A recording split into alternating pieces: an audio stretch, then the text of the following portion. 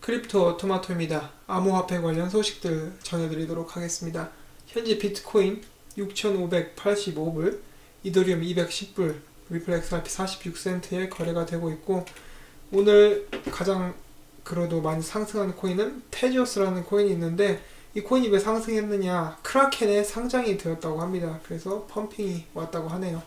자, 그럼 소식들로 넘어가도록 하겠습니다. 호주 NSW 뉴사우스웨일즈 주에서는 블록체인을 이용해서 토지 등기 시스템을 구축할 것이라고 합니다. 내년 여름까지 블록체인 토지 등기 시스템 개념 증명 프로토콜을 구축할 것이다. 이렇게 목표를 잡았습니다. 다음 소식입니다. 이더리움 대량 이체가 발생했습니다. 28,000개가 이동을 했다고 합니다. 네덜란드 중앙은행에서 암호화폐 거래 규정을 제정하고 있다는 기사가 나왔습니다. 그래서 네덜란드 중앙은행은 현재 금융시장 관리국과 협력을 해서 암호화폐 거래 관련 규정을 제정하고 있다고 밝혔다. 현재 암호화폐가 금융시장 건전성에 리스크가 되고 있다고는 할 수 없지만 향후 시장이 지속적으로 커지면 중요한 문제로 부각이 될 수 있다. 그래서 이 사람들은 이미 미래를 내다보고 이제 규제를 제정하기 시작했다고 합니다. 라이트코인을 만든 창시자 찰리 리에 따르면은 비트코인에 인플레이션 버그가 있고 그것은 정말 최악의 버그라고 하는데, 왜 최악의 버그냐? 이 누군가가 비트코인 이 버그를 사용해서 비트코인을 임의대로 발행을 할 수 있다라고 합니다. 그렇기 때문에 최악의 버그다. 그리고 개발자들조차 이것을 바로 인지하지 못해서, 그래서 이러한 부분에 대해서 크게 지적을 한 바가 있습니다.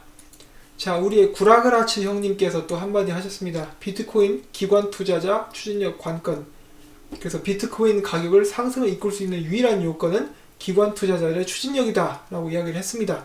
누구나 다 아는 소리를 이제 자기가 마치 이제야 말하는 것처럼 이야기를 하셨네요. 다음은 일본 소식입니다. 일본 암호화폐 거래소 협회 회원사의 예금 및 국채 보유 의무화라는 기사가 나왔습니다. 얼마 전에 일본의 거래소 중에 하나인 자이프의 해킹 사건이 있었습니다.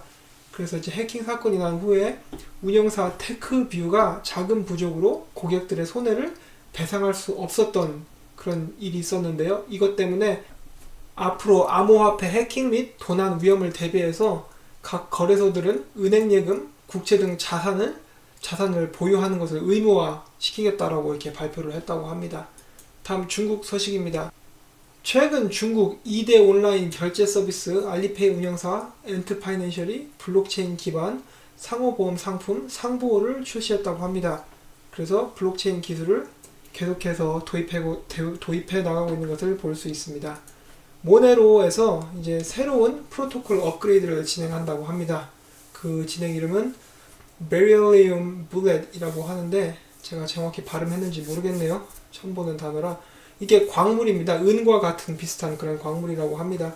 그래서 이제 업그레이드를 진행해서 버그도 없애고 더 확장성을 개선한다라고 하니까 모네로를 가지고 계신 분들에게는 호재가 될 수 있겠습니다. 크립토 공포지수 24포인트 공포심리 완화. 얼마 전엔 15였는데 24까지 완화되었다는 그런 소식입니다.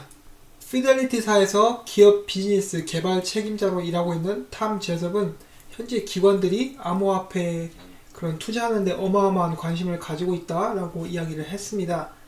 그리고 피델리티사에서 서비스하게 될 두 개의 코인은 비트코인과 이더리움이 될 것이고요.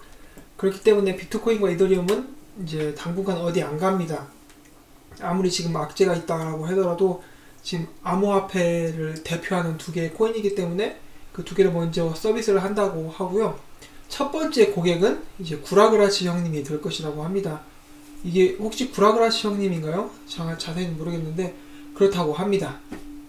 다음 소식은 벡트의 CEO, 이제 11월에 개장을 하게 된 벡트의 CEO는 곧 있으면은 어마어마한 암호화폐에 관한 혁명이 일어날 것이다 라고 이야기를 하고 있습니다. 이것이 단순히 펌핑을 하기 위한 것인지, 아니면 자기 거래소가 잘 되게 하기 위한 것인지, 아니면 정말로 어마어마한 대상승장과 붐이 일어날 것인지 제가 지켜보면 알 수 있게 될 것 같습니다. 제가 어제 이 기사를 보고 약간 좀 머리가 아팠습니다. 제가 정말 저도 너무 기대를 많이 했고 흥분을 했었는데 이런 기사가 나왔습니다. 트론 대중들을 속이다 바이두와의 파트너십은 거짓.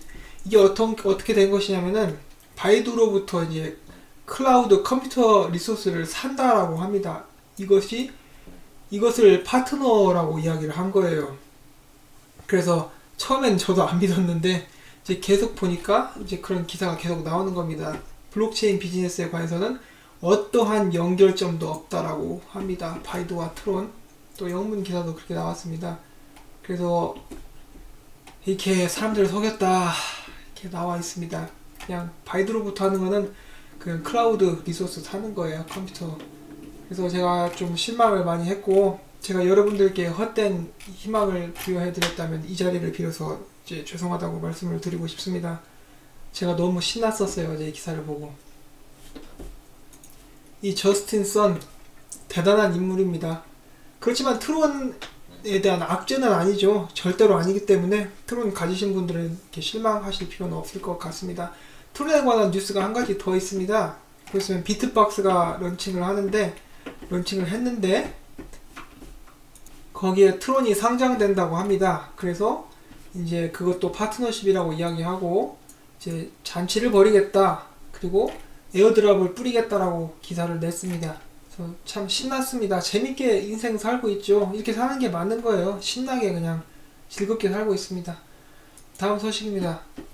이건 소식이랄 건 아니고 이제 태국에 있는 식당인데 비트코인을 받는 그런 식당입니다. 그걸로 암호화폐로 계산을 할 수 있는 그런 식당이라서 잠깐 가져와 봤습니다. 다음은 다큐사인이라는 회사가 있습니다. 다큐사인이 어떤 회사냐면은 여러분 계약서를 이제 계약서에 사인을 할 때 직접 손으로 사인하지 않고 계약서를 이메일로 보내서 사인을 하게 하는 그런 회사입니다. 전자서명이라고 볼 수도 있겠죠. 그래서 그런 쪽으로 사업을 하고 있는 회사인데 이더리움 블록체인 기술을 도입을 시킨다고 하네요. 그래서 이더리움 역시 계속해서 여러 사업 분야로 기술이 확장되어 나가고 있는 것을 볼 수가 있습니다. 다음 소식은 인도에 관한 소식인데, 인도의 프라임 미니스터, 인도의 수상이 블록체인 기술을 장려하고 있다라는 그런 기사가 떴습니다. 그래서 인도 같은 경우는 지금 암호화폐를 굉장히 규제를 많이 하고 있는데, 인도의 수상이 블록체인 기술을 긍정적으로 보는 것을 토대로 해서 그러한 인식이 좀 누그러지지 않을까 하고 이렇게 기대를 해봅니다.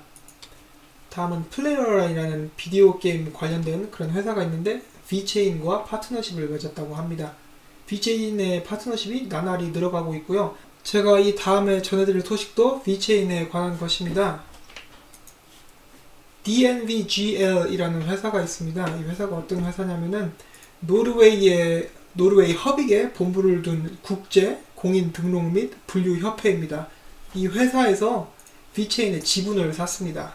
회사의 지분을 샀기 때문에 일반 파트너십보다 더 돈독한 관계를 가질 수 있을 것이라고 생각이 되고 있는데요. 한간에서는 VChain이 스캠이라고 하는 그런 소문이 있다고 하더라고요. 근데 DNVGL이라는 명망 있는 회사가 VChain의 지분을 샀고, 이 DNVGL에 대해서 한 가지 더 말씀드릴 수 있는 그런 것이 있는데, 여기 있는 레미 에릭슨이라는 사람이 DNVGL의 CEO입니다. 그리고 중국 비즈니스 서밋이 있었는데 여기서 그 진핑 형이랑 만난다고, 시진핑이랑 만난다고 이렇게 그렇게까지 나와 있을 정도로 그 정도의 회사입니다. 이제 진핑 형 면담할 정도의 그 정도의 회사라고 보시면 될 것 같습니다. 다음은 이오스에 관한 악재 소식인데요. 이오스 덱 중에 갬블링 그 도박 덱이 있는데 해킹을 당했다고 합니다. 해킹을 당해서 돈을 좀 손해를 봤다고 하네요. 안타까운 소식입니다. 제가 전해드린 소식은 여기까지였고요. 오늘 이상하게 굉장히 좀 피곤하기도 한 그런 날인데, 여러분들도 항상 환절기인데 감기 조심하고 건강이 최고입니다. 오늘도 좋은 하루를 보내시기를 바랍니다. 저는 다음에 또 좋은 소식을 들고 여러분들께 찾아뵙도록 하겠습니다. 구독과 좋아요 부탁드리면서 저는 물러가도록 하겠습니다. 안녕히 계십시오.